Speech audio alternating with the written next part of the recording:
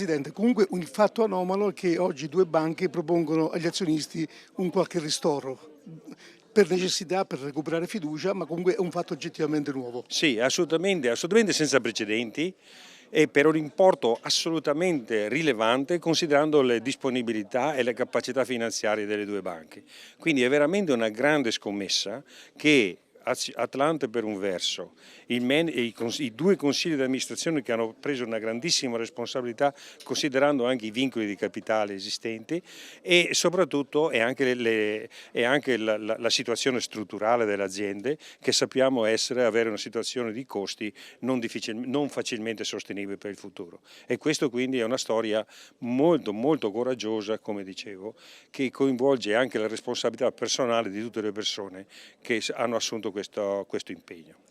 Tra gli azionisti che non possono accedere alla transazione diciamo automatica, quella a 9 euro per azione degli ultimi 10 anni, non ci sono le società di capitale.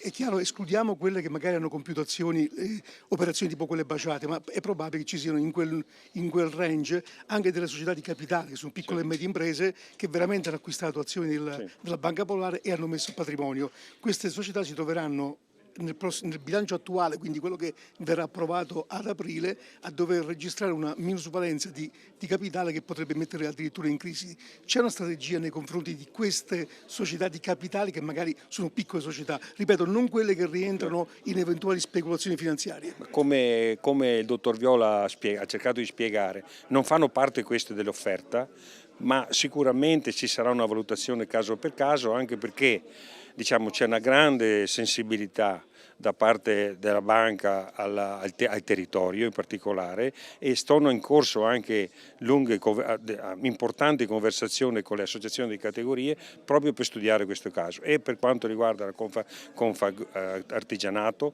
Confindustria e Confcommercio. Quindi ci saranno valutazioni caso per caso, anche perché queste società, queste aziende sono i clienti tipici della banca, è chiaro che prima la banca farà di tutto per trovare delle soluzioni che in qualche modo ne sostengono l'attività.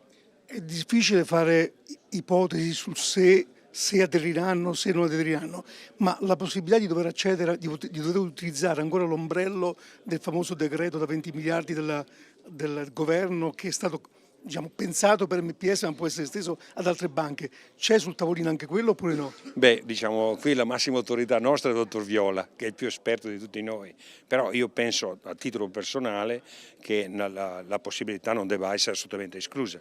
Tutto quello che serve per fare, per me, per quanto mi riguarda, un'importante banca veneta o del nord-est deve essere perseguito. Un'ultima domanda, le associazioni rappresentano, tra associazioni e legali di gruppo, rappresentano circa 20.000, 17.000 azionisti della Veneto Banca e Popolare di Vicenza. Lei prevede un accordo contestuale con le associazioni o andranno di pari passo con i singoli soci? Beh, io prevedo, diciamo, noi preferiremo sempre il rapporto con i singoli soci naturalmente, però nulla esclude la possibilità di fare degli accordi con le categorie. La ringrazio e in bocca al lupo. Grazie.